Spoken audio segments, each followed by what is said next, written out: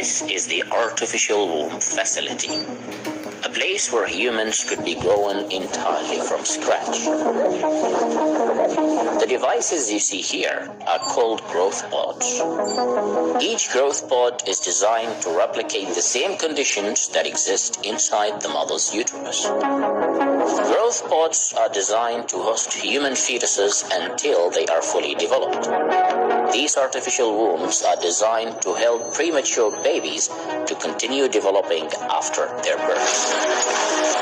But emerging scientific research is making it possible to use them to create designer humans entirely from scratch.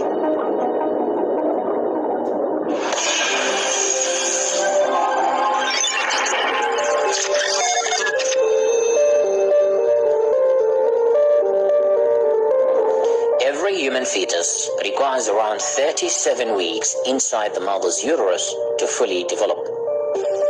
And then comes birth. But not every human has this biological luxury. In fact, every year around 15 million fetuses are born too early, and approximately 1 million of them die due to birth complications. The minimum number of weeks in which a developing fetus must stay in the womb is 24 weeks. If the fetus is born before that, the survival rates will go down. Even if the fetus survives, it will likely to experience lung issues and long-term neurological damage. Although baby incubators exist and they increase the chances of survival, they have their own limitation. If the fetus is born before 22 weeks, incubators are not likely to work. The artificial womb is an advanced version of baby incubators, and it promises to make the problem of premature births obsolete. But how does it work? In terms of design, the artificial womb consists of the growth chamber, which hosts the fetus. It replicates the same environment provided by the mother's uterus. It is the incubation chamber that provides the optimal temperature and humidity for the growth of the fetus. There is another container which provides the fetus with a constant stream of blood that is rich of oxygen until the moment of birth. The artificial womb is filled with the amniotic fluid, which is the liquid that surrounds the fetus inside the mother's uterus. This liquid is rich of the essential nutrients that are needed to sustain the unborn fetus inside the womb. The growth chamber also features advanced sensors coupled with artificial intelligence. These sensors monitor the fetus's vital signs during the development process, which include breathing and heartbeat. The artificial womb also features a screen which displays real-time data on the development progress of the fetus.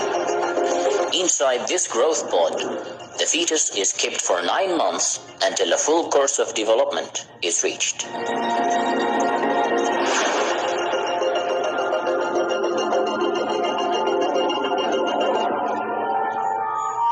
The concept of growing babies inside an artificial environment is called ectogenesis.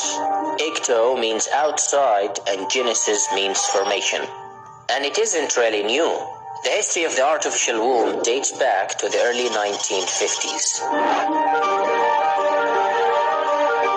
The first design of the artificial womb was patented by Emanuel Greenberg back in 1955.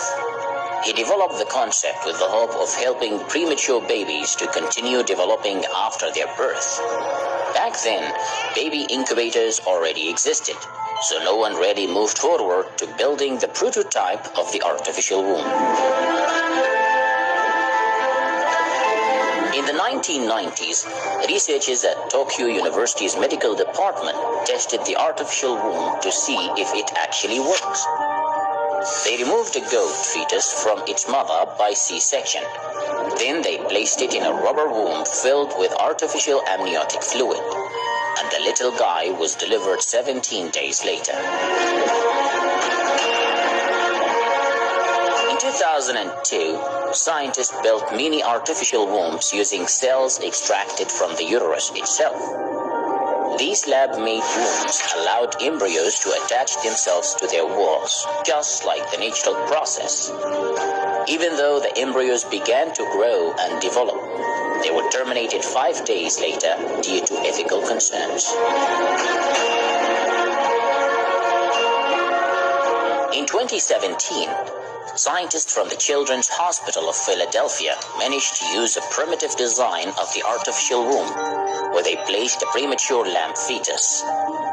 After keeping the lamb fetus for 4 weeks inside the artificial womb, it started growing a wool coat, gained weight, and even opened its eyes.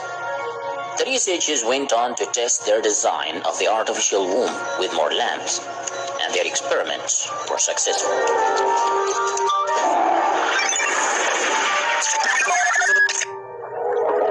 As of today, the real artificial womb is no more than just a plastic bag filled with amniotic fluid. It doesn't look like much, but it serves its purpose, allowing premature fetuses to continue developing outside the mother's uterus. Even though the primary goal of the artificial womb is to sustain premature babies, it could actually be used to create the perfect human being. By engineering a human being from scratch, we can redesign ourselves to be more resistant to diseases and to achieve more intelligence and better looks. And babies who are born in such a way are called designer babies or designer humans, because they have been customized and designed by another human being before their birth. To create the perfect designer baby from scratch, you don't need something sophisticated actually.